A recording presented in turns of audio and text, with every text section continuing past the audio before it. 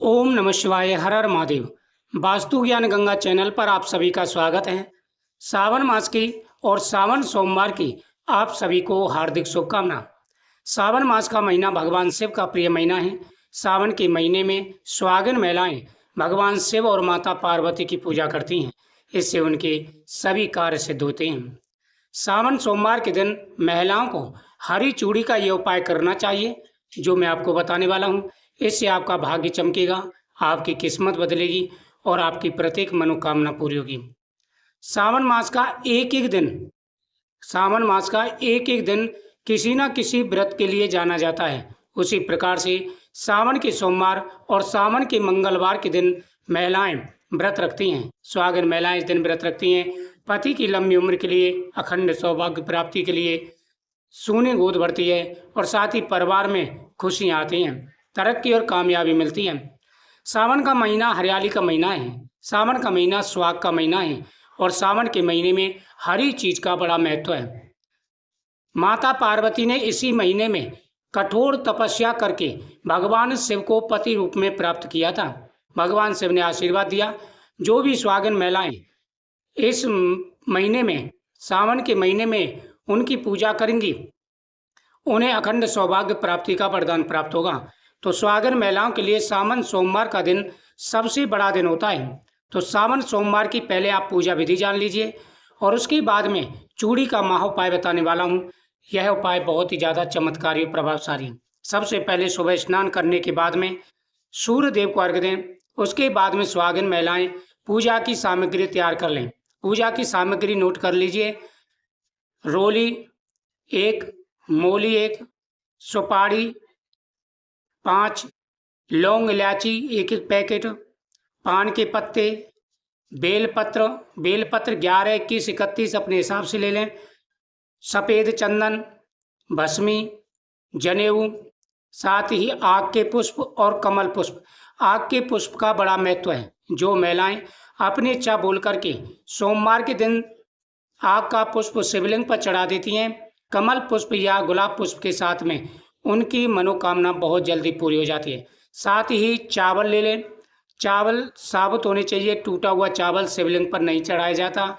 अखंड सौभाग्य प्राप्ति के लिए, घर में खुशियों के लिए चावल और कमल पुष्प का प्रयोग किया जाता है। तो आप पुष्प ले लें, कमल पुष्प मिल जाए तो कमल पुष्प ले लें, नहीं तो आक और आप गुलाब का पुष्प ले लीजिए। उसके बाद में आप बेलपत्र ले लें, जनेऊ ले लें, फल ले लें, धतूरे का फल ले लें और मिठाई, सफ़ेद मिठाई या खीर का प्रसाद बना करके तैयार कर लेना है। सुहागिन महिलाओं को 16 जो सुहाग की चीज़ें हैं वह आपको एकत्र कर लेनी है, जिसमें चूड़ी, हरी बिंदी और काजल, शीशा, कंघी और मेहंदी, बिछिया, मंगलसूत्र, सारी चीज़ें एकत्र कर ले। 16 श्रृंगार बाजार से ला करके गिन गिन के एक एक श्रृंगार आपको एकत्र कर लेना है। सबसे पहले भगवान शिव का पंचामृत से अभिषेक करेंगे। ओम नमः शिवाय मंत्र का जाप करते हुए पंचामृत से भगवान शिव का अभिषेक करना है और उसके बाद में आप भगवान को भस्मी समर्पित करेंगे। पंचामृत का अभिषेक करने के बाद में सबसे पहले भगवान गणेश जी को दुर्वादल चढ़ाएंगे और उसके बाद में भगवान शिव को दुर्वादल चढ़ाएंगे और भगवान को भस्मी लगानी है। उसके बाद में साबुत चावल, बिना टूटे हुए चावल भगवान शिव को समर्पित करने हैं।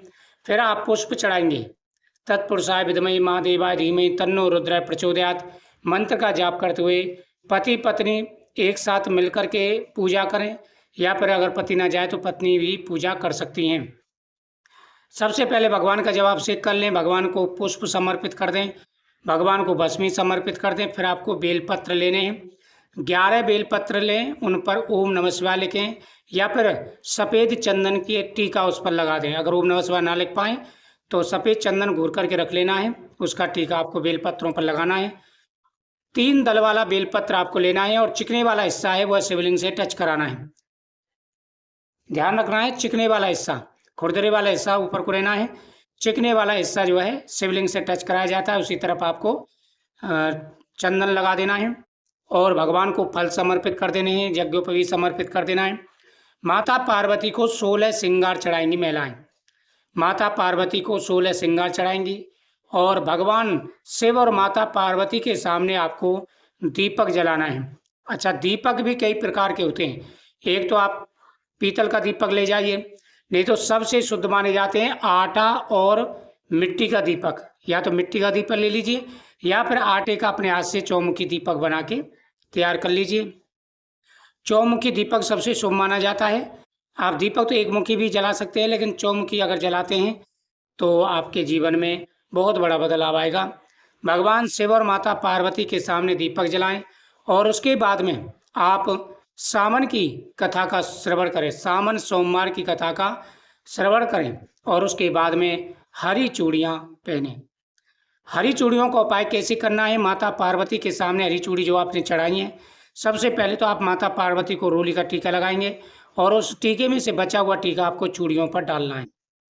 उसके बाद में आप माता को मूली चढ़ाएंगे और एक मूली का टुकड़ा आपको चूड़ियों पर चढ़ा देना है। लेकिन आपको माता पार्वती से प्रार्थना भी करनी है, हे माता पार्वती, अखंड सौभाग्य प्राप्ति के लिए मैं चूड़ियाँ धारण कर रही हूँ। आपके प्रसादी के रूप में आप मेरे पति की आयु लंबी करें, मेरे पति पर हमेशा कृपा बना रखें और उनको जीवन में खुशियाँ मिले, तरक्की मिले, परिवार में खुशियाँ आए, कभी किसी प्रकार की कोई परेशानी ना रहे।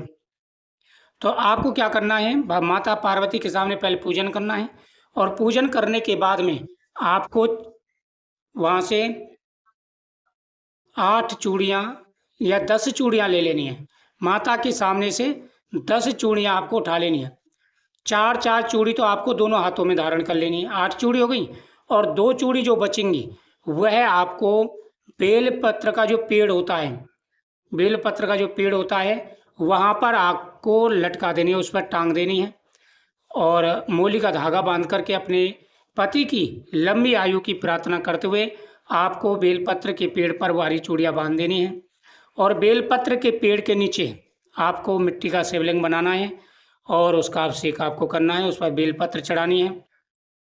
आपकी मनोकामना अवश्य पूरी होगी। यह उपाय गुप्त होता है और बहुत ही चमत्कारी और प्रभावशाली है। साथ ही भगवान शिव को खीर का प्रसाद चढ़ाएं और वह पति पत्नी जरूर खाएं प्रसाद।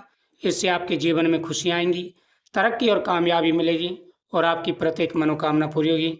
आने वाला समय आपके लिए बहुत ही ज़्यादा शुभ रहने वाला है। तो सावन सोमवार का महादुर्लभ योग है। मीठा भोजन करें, एक समय भोजन किया जाता है और पूरी श्रद्धा के साथ में यह उपाय करें। हरी दुर्वा आपको जरूर चढ़ानी है भगवान गणेश और भगवान शिव को। ऐसे आपकी मनोकामना अवश्य पूरी होगी।